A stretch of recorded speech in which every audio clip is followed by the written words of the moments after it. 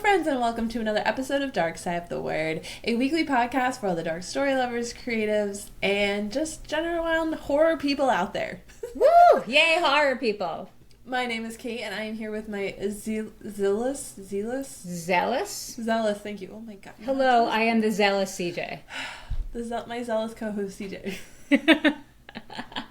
We're just gonna be authentic and leave that, and I'm just gonna live. We can totally do that. My blender, everyone. Your what? Your blender? My blender. Your blender. And I thought you said blender. So, there you go. That's where we're at today. Great. Yeah. Cool. Anywho. Awesome. It is the second Sunday. First it was the Wednesday, now it's Sunday. Where do you even get Sunday from? I don't know. Like Wednesday I can kind of see because it's close to Thursday, but Sunday is like the most random day. I don't Can we know. leave that in too, though? Okay, fine. Okay. Yay! Hi, friends. It is the second Thursday of the month, which means it is time for our content recap. We have read all the books, watched all the shows, and all the movies to weed out the bad from the good so that you do not have to. Mm-hmm. Yeah. And we got some shit to talk about. At least on my end. As on my end too, I feel like my slump from the summer, I guess it was, has ended, and I have content I have been consuming. I'm like ravenous, so I got some shit to talk about, definitely. Well, especially just imagine like November after our October challenges, we are gonna have shit to talk about. Seriously. Yeah, I only have one book this time, but I have a bunch of movies and TV shows, so it'll be good to have books in November to talk about from October reading list. And if you are thriving, if you are dying to have some books for October and you're not sure and you're kind of pissed off that we're not talking about as many books this time, CJ just put up on her blog a 50+ list of horror books, okay? That you need to read. These are my favorite horror books in all different genres. So not just anything I've read, the ones that I've read and loved. You were supposed to send me your demon list, honey. I was supposed to send you my what? Oh, it's on there. I know, but just can you be kind to a friend and just copy and paste for me? I'm sorry. Yes, I can. Okay, I am going to write a note somewhere. This is live. Okay. Well, I will include a link to her list in the show notes just to give you guys. There's still a few weeks of October left. Don't forget book club for us, though. That's very important. Okay. Yeah, that's not on the list. I'm saying it for our listeners, not you. Anywho, so as usual, we are going to start with CJ's books. Her book that she wants to talk about. The singular book that I will be talking about. So the singular book that I am talking about is called How Can I Help You by Laura Sims. And you may have seen it. It's about a librarian, and it's like a library card on the cover that's like kind of on fire. So it is about a woman. Yes. You've probably seen it somewhere on Bookstagram. Have you read it yet? No. Okay. I don't think I ever planned to. I think I read the synopsis and I was just like, nah. I was intrigued by it. It was in my book swap group, and the person who brought it was raving about it. And I'm like, all right, I'll give it a shot. So, how can I help you? Right? No. I'm saying, was I right to skip it? No, I think you should read it because it's really good. Ooh, okay. It's really good. So it is about a woman who works in a library, and she seems very quiet and friendly and helpful, and she is, except her idea of helping out the world is a little bit more like playing God, because previously she was a nurse, and she's now working at this library because she's hiding out after leaving several hospitals in which patient deaths were questioned. So basically, she is a serial killer. This is not a spoiler. She is a serial killer. She thinks she's helping her patients by killing them, putting an end to their suffering. But these patients aren't always suffering. But in her warped little mind, they totally are. It makes you very freaked out about like hospital staff. Because I already am. Yeah. So that's when I help you with that. And so in this book, there's that woman, and you see her trying to kind of like curb her serial killer urges that are becoming stronger and stronger and stronger. But she's like, no, I have a new life. I love my life at the library. I don't want to do this. And meanwhile, there is a new librarian who's come to the library who kind of picks up on the oddities of this woman. And it's like, I think I know where she's from. And she figures out that she was the nurse wanted in a bunch of questionings about patient deaths. So this is a very twisted story. It is dark. It's darkly humorous. It's unsettling. It just gets crazier and crazier. And it's not just the serial killer nurse woman that's crazy. Like the new librarian who comes in, you see her kind of getting sucked into the whole idea of this woman being a serial killer. She becomes fascinated with her, and you wonder if it's because the serial killer woman is just so engaging and charismatic, or is it because this other librarian has a really dark tendency within herself that she's not really owning up to. So it is a good read, definitely for this time of year, because it's a good alternative to something spooky. It's like that dark thriller suspense type, but any time of year this would be really good.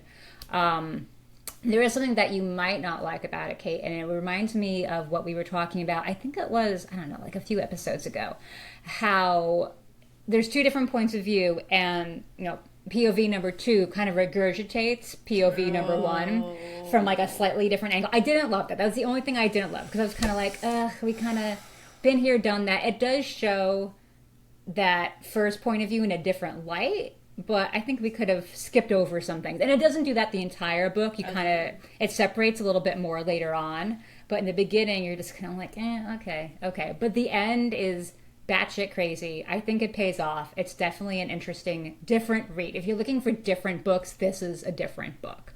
So I recommend. Okay, I think I'm going to have to add that in. I think you should. I think, actually, I have it. I own it from the book swap, so I can give it to you when I see you. Okay, thank you. All right, 2 books to give to you. I have to write that down too. Okay, 2 books for Kate. 2? There was one that I got as an ARC that I didn't request. That's fantasy that I don't want, because I'm not going to read that shit. See, I didn't write it down, so I don't remember. Yeah, that's it. It's in my shelf. I have it there waiting, but it's like buried behind the other books. So I was completely, and anytime I see it, I'm like, all right, we got to get this to Kate. We got to give this to Kate, and I was completely going to forget. Okay. All right, so that is my one book. Okay. What do you have? All right. Well, to update everyone, I am currently at 135 read books for the year. My God, I just peaked at 45, and I'm so proud. Well, I'm actually kind of sad because I had like a 2-week slump, and so my number dropped a little bit, and now I'm really sad. Wah, wah. I know. But the book sucked. Okay, they sucked. So I'm just going to kind of give like a tiny recap of stuff because Okay. But don't forget, I am doing my October reading challenge. Follow along with me on Instagram. I'm giving daily updates on what I'm doing. So if you want to like read with me or want to hear about the books as I like read them and react. Though I will try to not spoil them, but if there is an animal in the book, I will spoil the animal shit. Like, I'm reading one right now, and nothing about this book would ever have given me the idea that there would be animal problems in it, but the dog has already run away. They keep alluding to, like, an animal getting the dog, and I'm just not okay with it. But in a way, I can kind of survive because the dog is gone, so I'm just going to assume it's fine. Like, the dog doesn't exist anymore in the book. It's done. Yeah, I know. Anyway. It's hard. Well, I have finally finished the entire 74 volume, 686 chapters of Bleach. Oh my God. That is a lot of pages. Yeah, it is. The manga, it has taken me, I think I started in January. So it's taken me until now to get through all of it. That's 10 months. Wow. Okay. Yeah, I was reading a volume between every book. That's how I got through it. But yeah, so I made it through all of that. It was okay. I liked the beginning. I really appreciated the world building. I liked how it was dark because it's essentially about a gentleman who can see ghosts and spirits. And one day he sees a soul reaper who comes and takes care of like the nasty demons and stuff in the world. And she's like, how the hell can you see me? And then she gets her, and she essentially bestows her power temporarily on him to be able to do her job until she gets better. Now, in all manga fashion, the story quickly goes to far-off places and other things are happening, and this just evolves, and that is just a tiny pinprick into the story of what it is.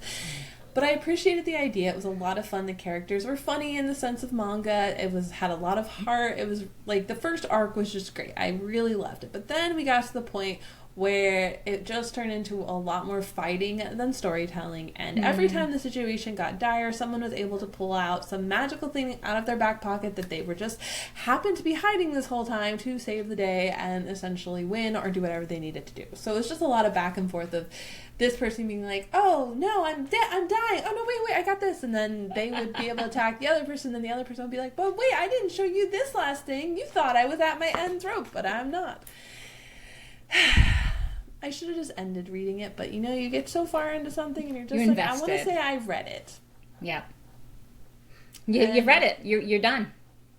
686 chapters. Yeah. That's quite the commitment. I don't know if I like any author that much to read that much from someone. Not even myself. Especially not myself. All right, the next thing that I happily finished for the moment, because I did hear that there are more books coming out, hopefully I believe that the author is sick, so we're going to keep her in our thoughts, but she is contracted to write more books. But currently the series is over in my mind, and that is the Murderbot series by Martha Wells. I have read all 7 books that are out there now. I really, really liked the series. They were fun. Some of the books were novellas, some of them were longer. It is 7 books total. 6 was my least favorite. I really could have just skipped 6. That was one of the ones I did not enjoy. However, I do want to preface this. A lot of my friends in the reading community, when people ask for sci-fi books, they recommend the Murderbot series as a good entry into sci-fi. And I actually do not agree with them whatsoever. Really? I think that it's an amazing series, but there are 2 things that go against it that I don't think new sci-fi readers will find enjoyable. One being that because these are novellas, especially the first 3 books are novellas, the author relies a lot on you kind of understanding the sci-fi genre in general. So there's a lot of ideas made. There's not a lot of building into, like, this is how we do things. She quickly just explains that they took a wormhole instead of giving you an idea that this is how we travel across country. So if you don't know some of the basics of the sci-fi community and just kind of roll with it, sentient beings, robots in general, just some of the basic concepts, I feel like people are going to have a huge disconnect because there's nothing to connect them to it. They're not already into something and obsessed with that. I feel like to enjoy Murderbot, you kind of have to be slightly already obsessed with sci-fi to really enjoy the series. The second thing is it's actually extremely, the writing is very dry. But it fits for the personality of the Murderbot, and it fits with the genre of sci-fi in general. I personally really, really liked the tone that it was written in, but I can see that for someone who, say, maybe likes romantasy or likes more of that flowy writing and the large descriptions and everything, if they jump to this as being their first entry into sci-fi, they would really struggle with this. But there's a place for it, and especially when it came to books such as Rory Thorne Destroys the Universe. It is one of my favorite books ever. I believe I got the title correct. It is one of my favorite sci-fi books ever, but it is written in a tone that is very dry. It completely matches the story, and so this is the one instance where I'm going to tell you it's okay. It completely matches the story. I loved it, but again, like I said, it's not the book I would recommend unless you are already reading sci-fi. So even though the books are short, that's a downside for someone trying to get into sci-fi. But I enjoyed it, and I did it. I love the cast. I want more books. It's definitely something I could keep building on. It has tons of adventure and fun. It's kind of reminds me of old 90s, sci-fi shows. And you just have this main character who's just, going and living in life. And we have the talking spaceship, who is amazing and kind of an asshole and awesome. Okay. And then the last thing I want to talk about in terms of book, just to give everyone a quick little update, just to let them know what I thought. I did read book 2 that time I got drunk and yeeted a love potion at a werewolf. How was it? Did it match up to book 1? Not even close. Figured. Do not read book 2 if you like book 1. Wow, that bad. Yeah, everything that I loved about book 1 was missing in book 2. I complained about book 1 being too sex heavy, and I don't have a problem with sex, but when it's just you're reading about sex and there's no story, not for me. And that's and we got just porn, basically, just porn. And we got into some weird fanfic kind of feeling porn here. Like what? Like what? You gotta tell us now. Like tentacles. Oh, so was this more or less uncomfortable than what was that book with the woods, the dark woods? Crap. More uncomfortable. With this panther sex. Kind of more uncomfortable for me. More uncomfortable. Is that because you are uncomfortable with tentacles, or just there was just way too much description? Or both? I'm not entirely sure. I just know I got very uncomfortable. I don't think it had anything to do with entirely the tentacles, but more of like how it was presented in the story of it happening. Like if you read the book and you understand like how this scene happened and what was going on, it kind of had that like morphic body thing of like this person's not supposed to be something and then they became something. And then so the character reads a lot of romance books, and so this was kind of like her way of playing out her romance fantasy. With her octopus sex fantasy. Which kind of made it worse. Like, there's one thing that we all know, that we read romance books and we want our fantasy romance, but we don't actually want them to happen in real life. So seeing it play out in, like, a real life kind of vibe was weird. Well, there was that movie... What was that movie with the woman who falls in love with, like, the sea creature guy? Oh, I didn't watch that. I didn't watch that either. But that was, like, a big thing. Everybody was like, the guy was hot, even though he was, like, a sea creature, and people were into that. I don't know. It's just, I can't describe why I didn't like it, but it was just weird. Just off-putting. Yeah, and then the fantasy element felt really forced and kind of like, oh, I have to throw this in because the first book was fantasy, but it had no point, and so literally the book was just about... tentacle sex. Sex. Okay. And I wasn't even a fan of the characters like I was in book one. That is disappointing. That happened now with 2 series. There was that one that was like the really gross serial killer series, and you loved book 1, and then book 2 was just like, wah. That's disappointing. This is why I don't read series, I feel, that because the second book always disappoints me. And the third one, I'm just always like, why was this even written? This should have just been one book. Except Love Light Farms. Except Love Light Farms. Which, guess what my mother-in-law started reading over the weekend? Okay. We need a word for, like, bromance, but for 2 chicks. That's, like, what, heterosexual, I guess? But, yeah, we need a bromance for women. Cisomance? Sistromance? I don't think that's going to catch on. Anyway, I'm waiting for December when you read it, okay? It's on the list. It's on the list. Okay. All right. I have my list of Christmas books. I just made it, actually, to post on social media in, like, 2 months. Don't worry. Not anytime soon. And it's on there. And I was, like, typing it in to my Canva template. Blast, and I'm like, right? Kait, I don't remember. But I'm like, Kait will be so happy that this is in there. I thought of you as I typed it in. Okay, I just hope it's not last. I don't think it's last. Okay. It's maybe, like, 3rd. Okay, I can live with that. I just, I want to make sure you read it. Yeah. And anyway, the way I'm listing them doesn't mean that's the order I'm reading them. I read them in whatever order they come in from the library. The library dictates my reading life, basically. Okay. All right. Yeah. Okay. Right. Well, that is all my books. I know that there wasn't like a lot of excitement of like, this is what you should read. But remember, we just put a lot of energy into making you guys October reading challenges. Yes. So refer to my Instagram and her blog, okay? Yeah. We got plenty to keep you busy. Plenty. I know. I have to read 100 pages a day. There's no goofing off right now. This is the time to be serious. October's serious reading. And if only you saw the amount of library books that came in. Oh, God. And if only you saw how many books I'm bringing. I'm bringing 3 on our writing retreat. I'm bringing 3. How many are you bringing? Would you like to take a guess? 7. Would you like to take a guess? 10. Okay, are you bringing books, or are you bringing them on a Kindle thingy? Oh, these are just the books. This doesn't count the 2 Kindle books that I also... We're gonna be writing! You're gonna be making your own book. You don't need books by other people. Certainly not 10. Are they the tiny manga books? Manga? No? Manga, no. Manga. I'm not bringing any manga. How many books are you bringing, Weirdo? Okay, well, first off, I have to read my 100 pages. I gotta make sure I bring all of... You're going to be reading 100 pages of your own book. I still had to meet my challenge, okay? And if for some reason... Because I'm going to Maryland after this. So if for some reason a hurricane comes and I'm stuck, I need all my challenge books so I can at least complete that for all the listeners. And if they're print books, you don't need to worry about electricity because you'll have the print book. But only during the day. At night, you will not be able to read if there's no power. Well, I have a great lantern that I specifically bought. Okay, there you go. I forgot. You're flirty and you're prepared. So I'm bringing 18. I'm sorry, what? I'm hard of hearing and I can't see well anymore. So what? 18. 18 fucking books? For how long? How many days are you going to be gone? 11. Okay, that's not so bad. Are you really going to be gone 11 days? Mm-hmm.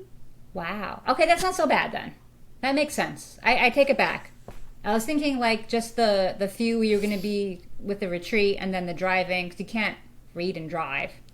Obviously. Yeah, but there's 3 of us, so I mean, there'll be huge chunks I'm not driving. From Wait, here who's coming with you? Yeah, but I'm going to Maryland from here. I know, but it's you and your husband And his mom. Oh, Yeah. okay. Your new BFF. That's right. Okay. But yeah, so... But like I said, I have to bring all, like, the October bugs. Like I said, if there's a hurricane, I want to make sure I finish the challenge up in Maryland. Okay. You know, I am bringing the Vampires of El Norte. So you'll see my reactions to it in real time. If I let out a scream of surprise in the middle of the night, you'll know something exciting happened, and you'll be like, am I at that part? Did I read that part and not have any reaction? I mean, you listed 15 books for your challenge. You gotta hit a huge number, like, every night. I finished one already, so I'm good. When'd you start? I started, no, last week. It came in from the library. I'm a slave to my library list. And some of them are novellas, so they're going to go quickly. Okay. There's like 2 or 3 that are novellas. I'm assuming it's not that time I got drunk and saved a demon. No, it wasn't that one. Oh, wouldn't that be so cool if it came in and you could read it while we were together? Actually, a book I can talk about really quick is That Thing Between Us by Gus Moreno. It is fantastic. It's a horror book, which I did not know because I just didn't hear much about it, actually. But it's really, really good. But I don't think, Kate, you should read it because of animal death and mistreatment. Not mistreatment so much, but you will not like where it goes. So you cannot read it. But it's a really good horror, haunted house / demon possession type novel. Yeah, I don't do animal stuff. Mm-mm. Yeah, you don't want to do this one. And you can't skip over it either because it's pretty significant to the plot. All right, I think we've talked enough about books. We made up for it. Okay. Okay. Are we ready for movies and television shows, CJ? Yes, I am ready. Okay. I got 2 movies I'm going to talk about. One, I saw Alien Romulus in the theaters. I went to the theater. I got my popcorn and my cherry Coke on ice. It was wonderful. So, Alien Romulus is a good time. It is not as good as the original, obviously, but if you like scary alien movies and lots of heart-pounding moments, and you don't mind an oddly slow setup, it's a very good time at the movies. I saw the original Alien years ago, and I think that one's kind of slow too in the beginning because you're setting up like the whole situation and learning who the people are. So I didn't mind it too much, but there was one point where I was like, I really need to go pee. Do I want to do this now? Do I want to wait? If I wait too long, we'll get into the action. And I missed it. I was too busy debating. And then once it took off, I was like, I cannot leave. So I just sat there uncomfortably through the rest of the movie. And just anybody's slurping soda around me, I was like, shut up! Oh my God, because I had to pee so bad. But anyway. So go to the bathroom. Go to the bathroom beforehand. Before 30 minutes are up, like into the movie, go to the bathroom because once shit starts, you're not going to want to leave because you'll miss everything. But it was good. I'm trying to decide if I'm reading too much into this. So I have a very artsy take on some of it, and I feel like the movie was giving off not so subtle vaginas or icky vibes. Like, a lot of the gross and scary parts of the aliens were clearly based off vaginas. Like, there's no ifs, ands, or buts about it. That was what it was. There's no other way to put it. And there's a lot of commentary kind of on, like, motherhood and pregnancy and forced pregnancy as well. I can't decide if there was, negative or positive commentary on this, but it was just definitely there, which I found very surprising. And I was like, what are we trying to say with this? Interesting. Is what we're trying to say. I don't know. Yeah, interesting. So I was just like, oh, that makes me a little uncomfortable. And what did you study to make that look like that? It's just kind of odd. But the last 10 or 15 minutes of the movie were my favorite part because and I can't tell you why, because it would give away like the big ending, but I was really hoping something would happen throughout the entire film, and it did. And it was a totally skin-crawling scene, and I was there for it. It was so good. I will tell you offline if you want to know. Okay. Now, how much did you need to just have watched the other movies? Oh, not at all. Like, I think there were like some throwbacks or something to certain parts of it. like the ship they were going after or something like that. But I only saw it once, the original once, and a very long time ago. I don't remember a lot of details. I was totally fine. It can stand pretty much on its own. Just know that aliens are bad. When did this, like, in the timeline of this universe, is it like after stuff happens? It's not a prequel, right? No, it's not a prequel. It's after. Interestingly, they keep a lot, and I thought this was kind of cool. They keep a lot of the 80s technology, I guess, that was around when they made the original Alien. Like, that is the current technology in the movie now. I love that. Yeah, so that's like a good nod back to the original that I thought was really interesting, because they're so advanced in doing all these things, but their machines still look like the machines from the 80s. You know, it's kind of nuts. There's no like touchscreen type things or whatever that are like what we have now, where it's all glowy and whatnot. It's very old school. So that was a cool retro vibe to it. Well, it makes me think, because what I'm excited for, my big next monster movie I'm excited for, is they're coming out with a 28 years later. What is it? 28 days later? So 28 years later? Oh, that's a zombie thing, right? I love 28 Days Later, so I am stoked for 28 Years Later. Okay. Oh, 28 years later. So they have 28 days, which is the first one. Then they have 28 weeks. And now they're going to do 28 years. I'm so excited. It is so good. Has it been 28 years since 28 days? No, I'm just there's curious. no way. Yeah, I feel like it couldn't be. But who That knows? Young when it I don't know what 40 minus 28 is. I need my friend, my best friend's kid is like a whiz at math. He's 9 and he's amazingly brilliant at math. So I just ask him like, hey, what's this number? And he just tells me. I'm like, thank you. I don't have to do anything. He's like a human calculator. Let's see, 28 Days Later. 2002, so no. No. Okay. No. But I have Cillian Murphy in it, and I believe that the next one is also, he's also Cillian Murphy. So I don't know who that is. Excited. He's the one that was in Oppenheimer. I didn't Lots see of that. things. Okay. Okay. Good. I'm glad. I'm excited for you. Comes out next year. I'm so excited. He was in Nice. Inception, Dark Knight, Sunshine, Peaky Blinders. Nope. No? Oh, okay. No. It's No. pretty big. Dunkirk. No? No. Okay. Yeah. He's a pretty big name, but Yeah. it's fine. It's all right. It's all good. All right. Moving on to movie number 2. Okay. So, in keeping with monsters and my love of Godzilla movies, there is another Godzilla movie out there that we had not seen, my husband and I. Not like just came out. Like No, it's from 2016, I think it is. It's called Shin Godzilla. I think it's Shin. Yes. Have you seen it? No, but I know what you're talking about. Okay. So I don't do monster movies.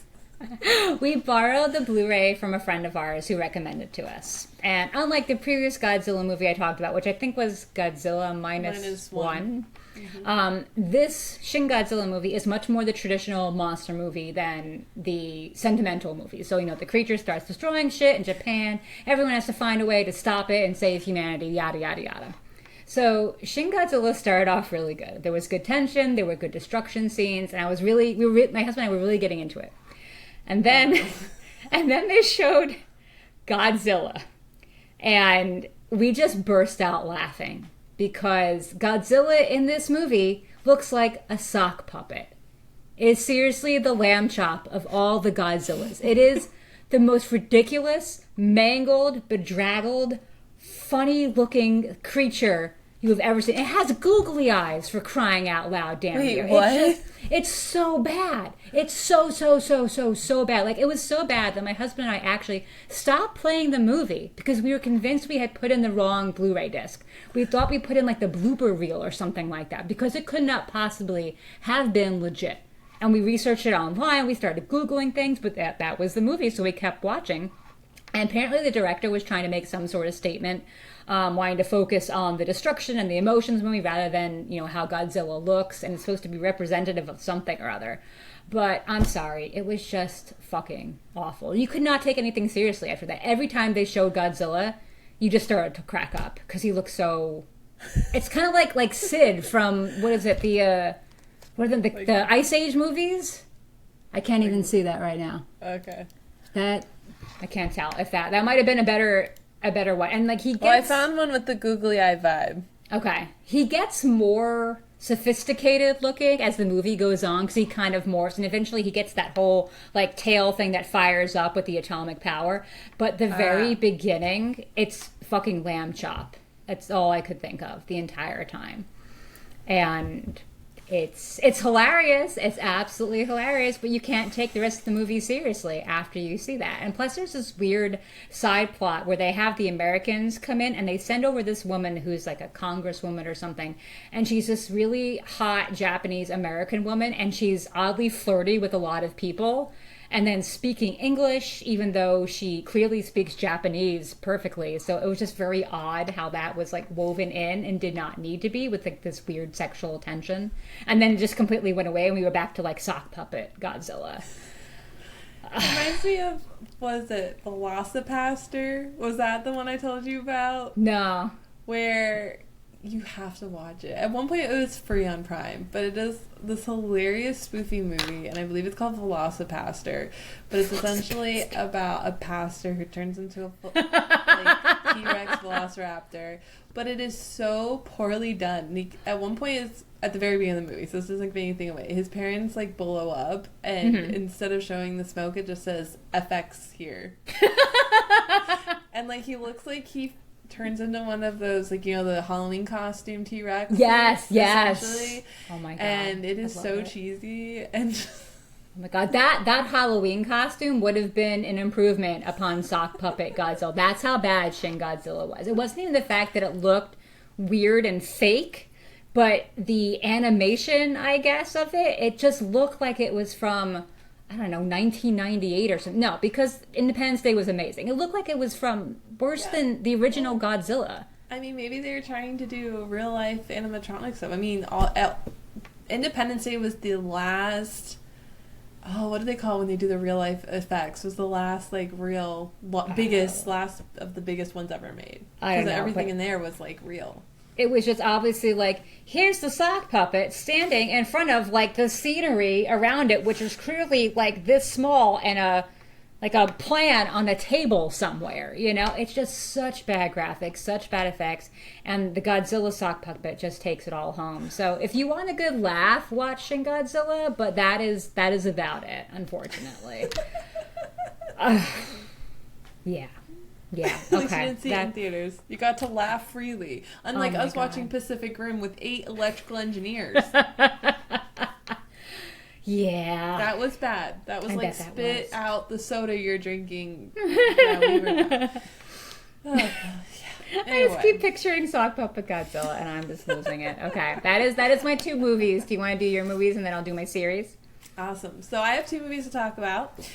First off, I just want to let you guys know and update you all. I am on season 5 of Grimm. This is slow going, clearly, because I feel like every time we do an update, I'm just telling you I'm on the next season. Yeah. But shit's gotten weird on the show now. It's good weird or bad weird? Don't know yet. Okay. It's different. Okay. I thought about trying Grimm the other day, but then I didn't. So, sorry. I thought it, though. I remembered, and I was like, I'm going to watch something else instead. The first movie I want to talk about is, can't say it 3 times, but Beetlejuice Beetlejuice. Oh no, what? No, Beetlejuice. I'm not a Beetlejuice fan. Oh, okay. Well, I did go see it in theaters because I love Beetlejuice. I'm a huge fan. I love the concept, the animation of it all, the fun, the death of it. It's a great time. Especially with Winona Ryder and Catherine O'Hara. They're just amazing actresses in this, and I was hoping to go into the same quality movie, especially because Tim Burton was involved and they were returning to come back, but no. I know that it is called Beetlejuice, but the first movie is really not entirely about Beetlejuice. He's a very side character in the whole story. It's really about the 2 people that die and how they want to get their house back from the people that bought it after they died, and to essentially how to haunt. And in the scheme of losing their ability to actually be scary and haunting, they call on Beetlejuice to help them out. So, but it's really about the 2 people that just died and their entrance into being dead and ghosts. So I expected that in the next movie. You know, I expected that kind of approach to it all, because that's what the first premise of the movie is. And their explanation to will away the ghosts from being in the story, when the first movie rules are that they have to be a ghost in the house for 125 years. Before they can be scary? No, before they can, like, move on to the afterlife. They have to be ghosts for 125 years. So we have this movie coming out, and they just explain away, like... I take it 125 years have not passed, so we should have seen the ghosts there. Yes. Okay, I see. It's like 20 years have passed. And it's in the same house. Yes. Oh, yeah, then that's a gaping plot hole. Yes. So that was a big problem. I do appreciate Catherine O'Hara and Winona Ryder. They did an amazing job. They're the only reason I had any sort of semblance of enjoyment in this movie whatsoever. Wow. There was a plot line that was completely pointless, and I read somewhere that it was added in because it was either the writer or director's wife, and they just wanted her in the movie, and so they completely just wrote in some random shit. Beetlejuice wasn't even that great in it. Was it the same guy? Yes. I forget who the actor is. He also returned as well. But yeah, it was pointless. That's unfortunate. And it was not good, and I'm sorry, but I also didn't enjoy having what's her name from Wednesday in it. I just blanked her name. Oh, I forget too. But we went down this other path of it being again about a bad mother-daughter relationship. Oh God, of, like, again. Winona Ryder being a bad mother and the other girl having to figure out how to, like, you're such a bad mother, blah, blah, blah. I'm over that trope. I am over that storyline. Young kids with no experience in life are not greater than parent. Because essentially she acts like she knows it all. And she has a better idea of the world. And her mother is stupid and all this stuff. And it's like, do you not know what your mother went through when she was your age? And what she has grown from? And her ability to see ghosts? And her ability of understanding the dead? And blah, and her dealing with Beetlejuice? Like, you need to grow the fuck up, bitch. You tell her. You tell her.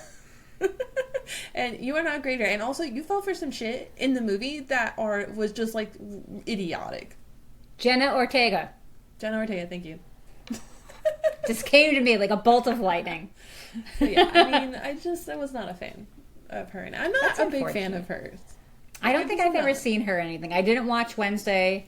I don't know what else she's been in, so. I watched, like, an episode of Wednesday and I was bored to death. Yeah. Bored. I heard there were spiders, so I did not watch it. Oh.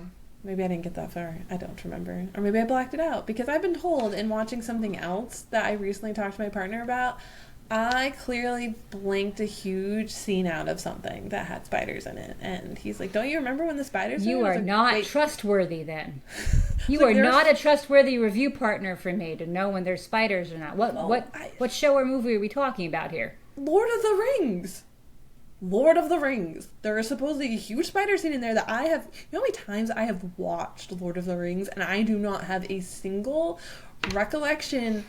Maybe you're just too traumatized and you just blocked it out so you can go on with your life. And I was like, are you sure you're not thinking about Harry Potter? Because I know that scene and it's in the woods. Supposedly it's in the woods too. And I'm just like, are you sure you're not mixing up your own? And she's like, no, there's a huge spider. And I'm like, you know how many times I've watched this? I don't remember this. Maybe they don't look so much like spiders as the ones in Harry Potter. Like, I've never seen the scene in Harry Potter movies because I literally cannot watch it. No, same. I close my eyes. I'm like, yeah. I see one show up and I'm just like, okay, time to hide. So I'm not her biggest fan. I didn't like Wednesday, and it's just okay. This is gonna sound totally pretentious and wrong, but the character I saw in Beetlejuice is kind of how I view her, like, all of life. In reality. What do you mean? Like I know it all, even though I'm a kid. Okay, I see. So she wasn't really acting, is what you're saying. You think she was playing herself. And I just sit here, and maybe I'm becoming that old person where I'm just like, listen to your elders. I am surprised that you're taking the mom side when you were like, I'm tired of the mother-daughter thing. I thought you could be like, yeah, the mother's such a bitch, blah, blah, blah. And then you're defending Winona Ryder, the mom. And I was like, oh, okay. Yeah, not the 15-year-old. Hell no. Yeah, okay. It could be age setting in, definitely. I feel you on those pains. But I am overall sorry that you did not enjoy the remake. Not everything can be Ghostbusters Afterlife with an amazing remake. Or not even remake, a reboot? What is it? I think that one would be they're reboots. Reboots? Yeah. Okay. Or sequels, I don't know. Sequels. Yeah, why don't we use the word sequel anymore? Because I think the Ghostbusters is technically a reboot because it's like new characters and like continuing on the series with this new thing, whereas technically I think Beetlejuice should be considered more of a sequel because it's the same characters setting up right where that movie left off and building on that and all of it and keeping the same people in it. Okay, gotcha. All right, good to know. The second and last movie that I want to talk about is a little old gem that someone referenced it. Oh, it was the serial killer book. The second serial killer book, romance one, she kept mentioning the movie Constantine. And I was like, I know this movie. That. Yeah, I was like, I know this movie, but I don't ever remember seeing it. Yeah. So I checked it out from my library. Ooh, and it is a movie we have slept on. Is it the Keanu Reeves one, or is it the guy with the blonde hair? Okay. No, it's the Keanu Reeves ones. And I have to say, I actually really enjoyed it. The cinematography is fun. I am really into like the heaven and hell fight kind of thing. Yeah, me too. Demons. I really enjoyed the ending. I thought it was great. I also am a huge fan of the female actress. I'm not going to remember her name, but she's the one from The Mummy.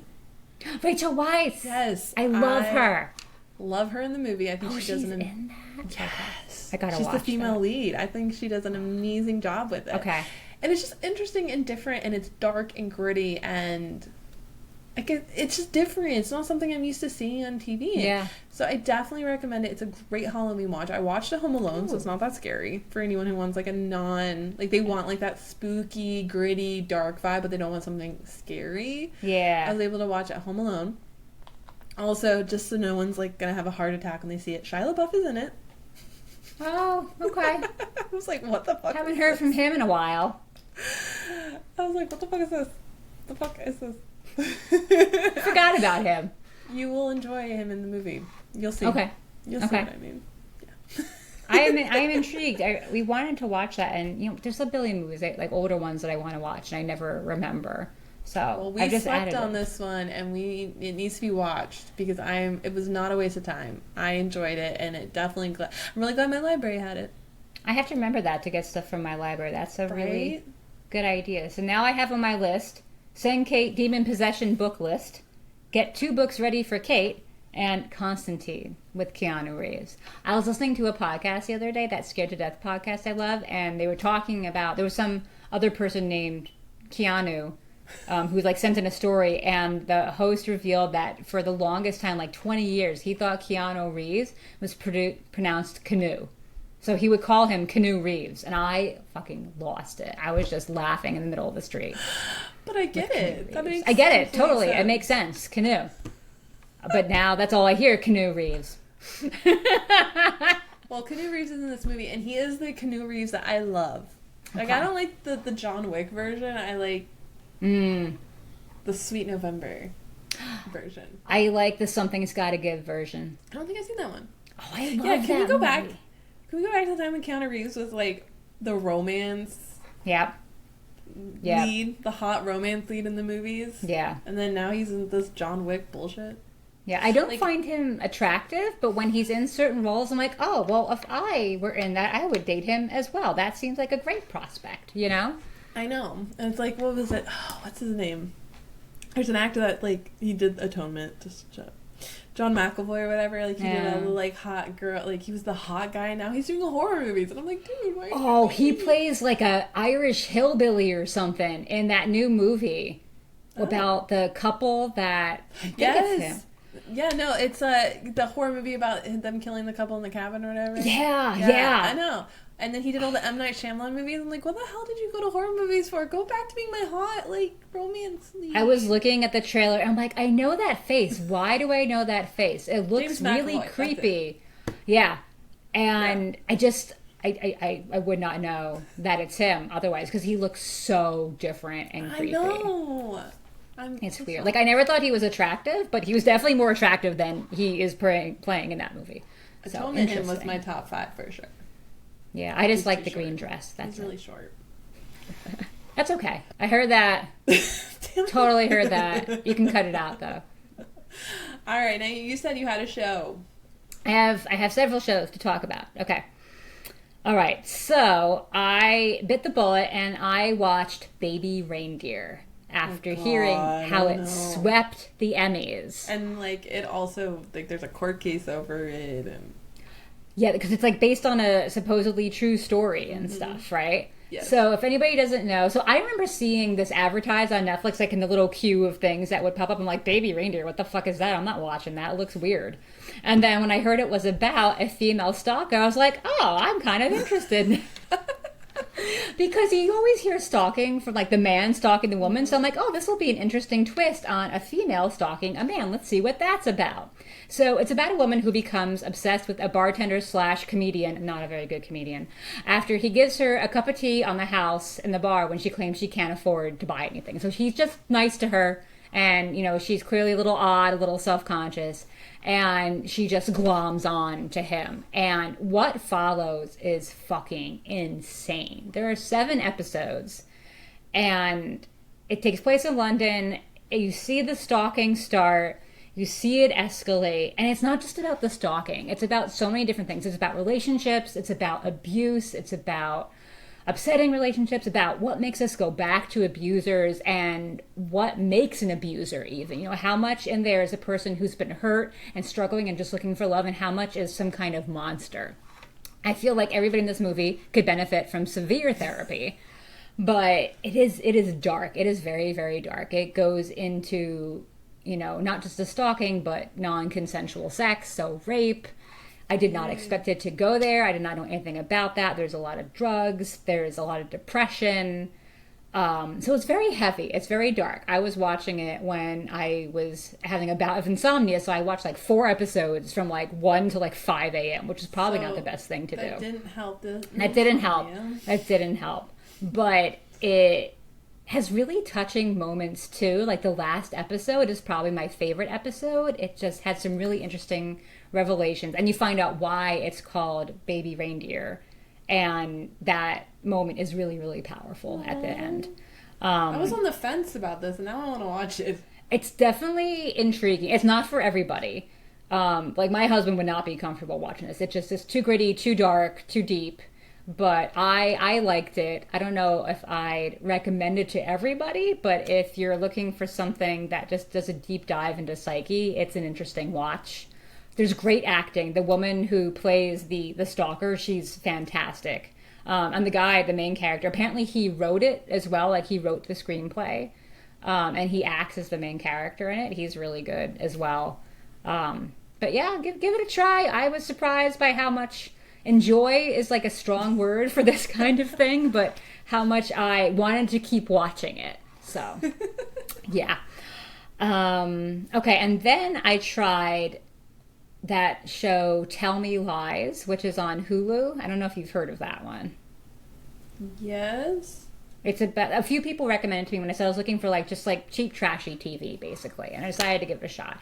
It's about this guy and a girl who see each other at a friend's wedding, and we get flashbacks to the relationship that started when the girl was a freshman in college, and we quickly learn that it was a very toxic relationship. Yes, I know what you're talking about. Okay. Yes, I've heard really good things about this. I did not like it. Oh. At first it was entertaining because it brought back a lot of nostalgia about freshman year of college and, you know, living in the dorms and finding your new friends and the world, you know, that you're living in, going out to parties and all that stuff. But then once the interactions between the guy and the girl start, I had to stop because I am of the opinion that watching a severely toxic relationship is not as much fun when you've been in a real toxic relationship. And this guy is a piece of shit. Like, okay, he reminded me, his manipulative crap, reminded me so much of one of my exes. I had to stop after 2 episodes. So, if you've had abusive relationships in the past, I suggest skipping it or watching it, you know, very carefully and not really making a huge commitment. I can't say it was good. Like, I know it's not, you know, amazing television, it's not supposed to be, but it also wasn't good enough to make me want to power through the difficult moments, because I wasn't getting a lot from it. So... Okay. I don't entirely trust the people I got the rug from. So yeah, I trust you more. People warned me that it was a toxic relationship base, and people that I didn't think would be into it were into it. But yeah, I also don't think they've had the toxic relationships I've had, so I don't think it hits as close to home for them. But yeah, that's just my take on that one. And I will end with my last series talking about The Perfect Couple with Nicole Kidman on Netflix. Wait, You got Yeah, very it's the excited show, and then right? questioned it. It's 'Cause like a that's the series show. on the beach. Okay, yeah. I want to watch that. How is it? How Yeah, is it? it's good, trashy fun. Good, trashy fun. So it's like your typical story of like rich family being absurdly rich, having everything, and then somebody ends Yes, up please. dead. Yeah, and then they piece together the mystery and the suspense by all the different viewpoints of all the different characters weighing in with like interviews and all that stuff. And it's trashy. It has predictable relationships and characters, and what I think is a very predictable ending. But I enjoyed watching every single second of it. Also, Liev Schreiber got really old. When did that happen? And Nicole Kidman still looks like the same as she's had for the past 20 years, which is odd. But Liev Schreiber looks old, which makes me feel old because he's not that much older than I am. Well, I thought I thought it was the show at first, and then for a second I was like, wait, is it that show, the movie with Zac Efron? And then I was like, wait. And No. then, yeah, no. I really want to see the show. It's on the top of my list. It's fun. It's definitely fun. The girl who plays the main character, Amelia is the character's name. She was also Adele in Netflix's Behind Her Eyes, so I wonder if she's like the new Netflix it girl for a while. I love her. I have like a girl crush on her. She has like dark black hair and like maybe light colored eyes. I think she's Irish actually. But yeah, I just love her for some reason. I just love the way she acts, and yeah, so she's entertaining. And Liev Schreiber is funny. There's a very funny scene. Apparently, if you've read the book, the movie or the series is very different from the book. They changed a lot of things. Oh, okay. So, well, I haven't. I don't read thrillers, so. Yeah. And this is based on an Ellen Hildebrand book, which also, like, I haven't read a lot by her, but apparently this is like her mode is where she has like a lavish lifestyle, then somebody ends up dead or some catastrophe strikes, and then we all have to figure out how we're going to go on with life after that. So it's like dark but also lighthearted at the same time because we have a ton of money, so everything will work out all right anyway. You can just pay off if not. Exactly. So yeah, I recommend it if you want a little mental break. For sure, especially after watching all the horror movies. Yes. After reading horror movies and reading horror books, watching movies, reading books, that's how you do it. Watch The Perfect Couple. Man, I am fucking tired. Okay, well, this is a great time to wrap it up. Indeed it is. So don't forget, you can join book club still. Get your copy of Vampires of El Norte by Isabel Cañas at one of our bookshop links below to help us out by giving us a small kickback for your purchase. No extra cost to you. But thank you so much, friends, for listening to Dark Side of the Word, a weekly podcast for all the dark story lovers, creatives, and I don't know why it's doing that. Creatives and other amazing... You didn't do anything for that either. That's amazing. You can find us on Spotify, Apple Podcasts, and iHeartRadio, as well as a video version on YouTube. So if you're watching this on YouTube right now, please subscribe and make sure to give this video a thumbs up so that we just show some love. It's a great time to show some love for everyone. But thank you. Give us a thumbs up because apparently our recording device already did. But thank you again for listening, and I hope that you have a magical, creative time. Because I don't remember what I actually said anymore. Journey! Journey! All right, thank you so much, friends. Bye!